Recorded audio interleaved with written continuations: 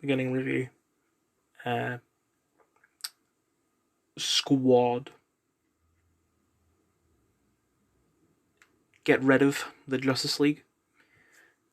I was initially going to do this review like as a recording of the game itself, and basically just I'll play the game as I do the review. But the problem is that the characters won't shut the fuck up. Every few seconds, they'll always go into some conversation about what's going on. Like right now, it's I'm so annoyed that we have to do all this Riddler shit, and they'll just. I want to know how many lines that they recorded, because it's not just they'll do the same conversation over and over again. It'll be the same topic, but they'll have so many different conversations. And then even when they're not talking, you'll have Batman or Riddler or someone over the comms saying stuff. So I can do it for other games maybe, but not this. The problem with doing this review now, March 10th I think it is. Yeah. Wait. And there's not really. I thought, wait, should I not show that? But it's fine.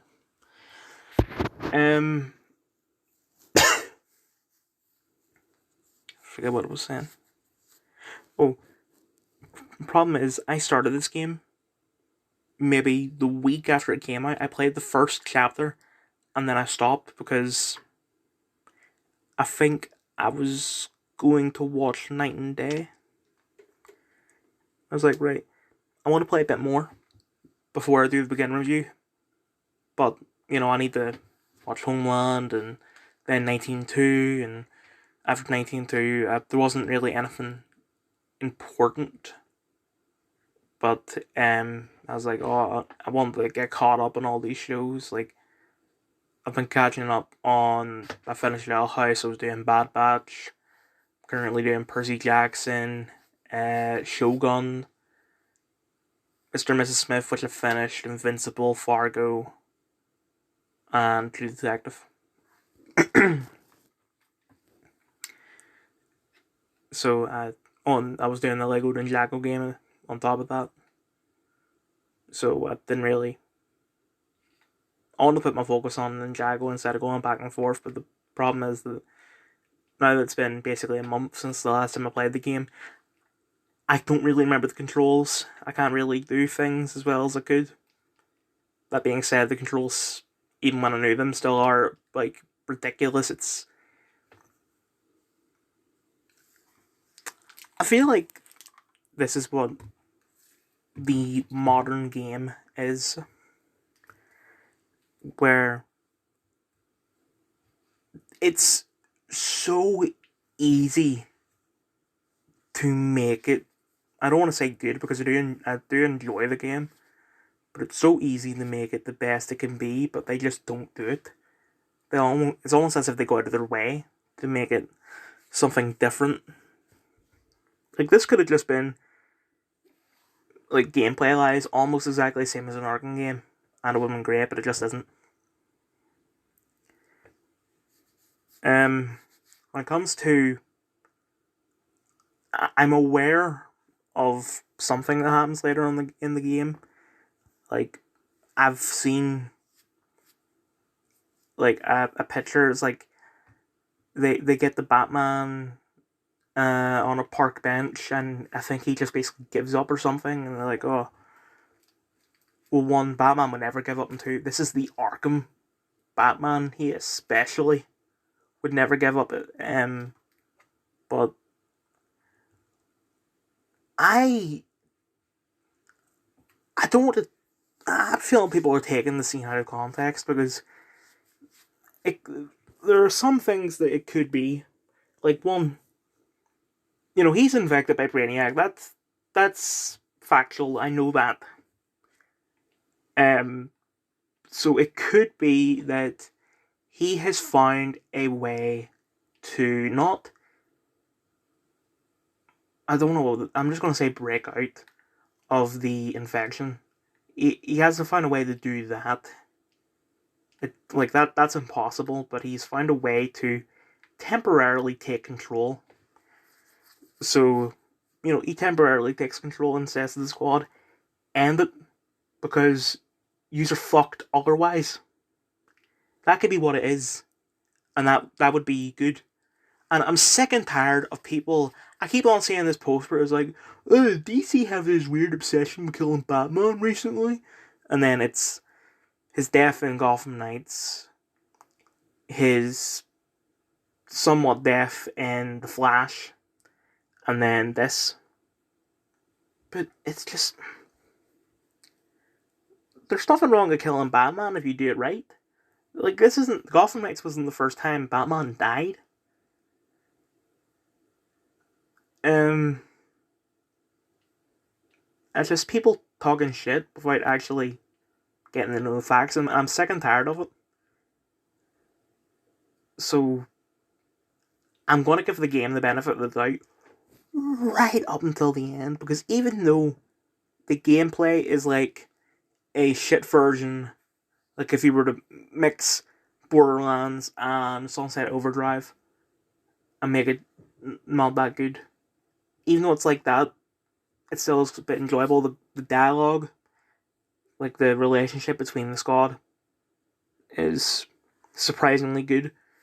Although the voice acting I'm not a big fan of. King Shark is basically just Drax from Guardians.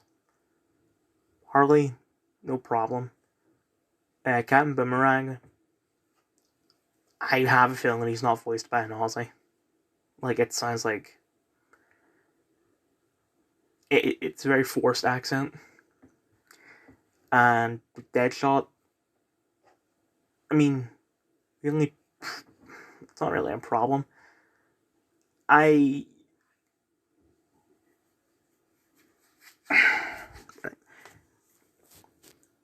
I'd seen pictures and shit and knew that Deadshot was going to be black in this, but I never thought about the fact that Deadshot is white in the Arkhamverse.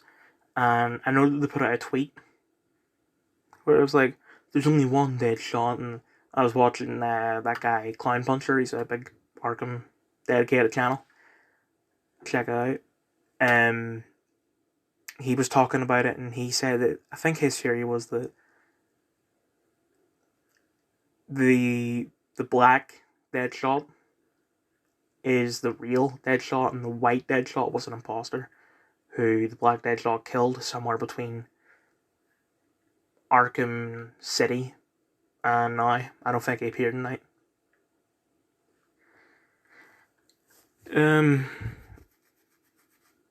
So I thought, right, well, they've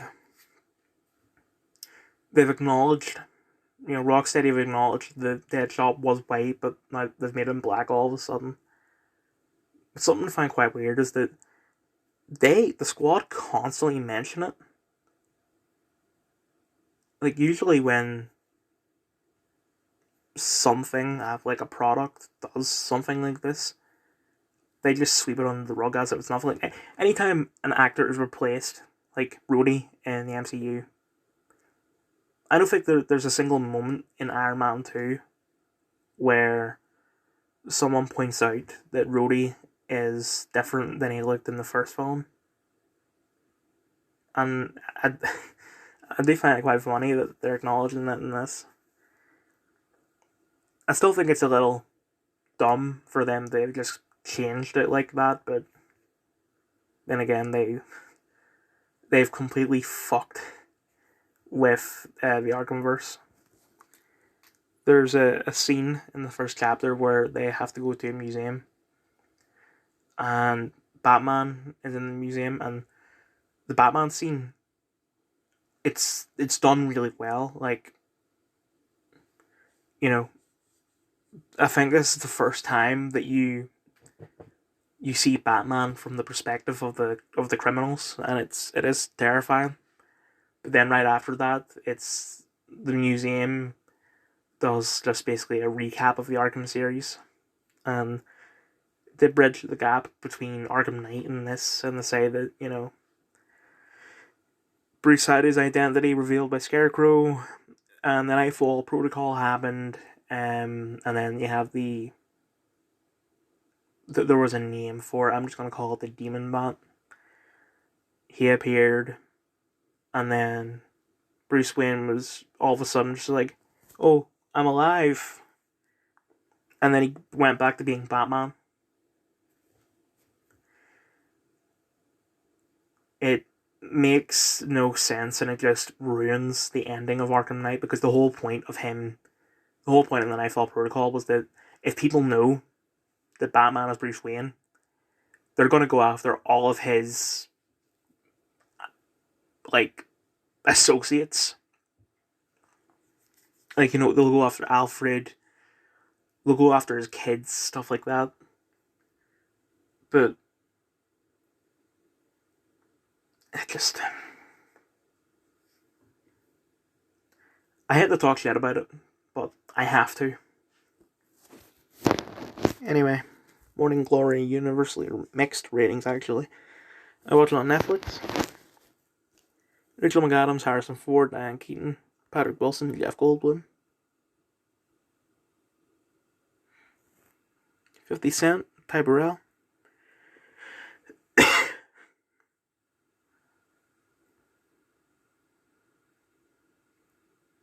Adrian Martinez.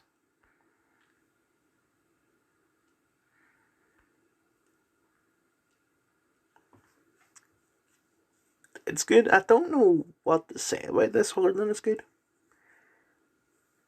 It's weird seeing Harrison Ford do a comedy.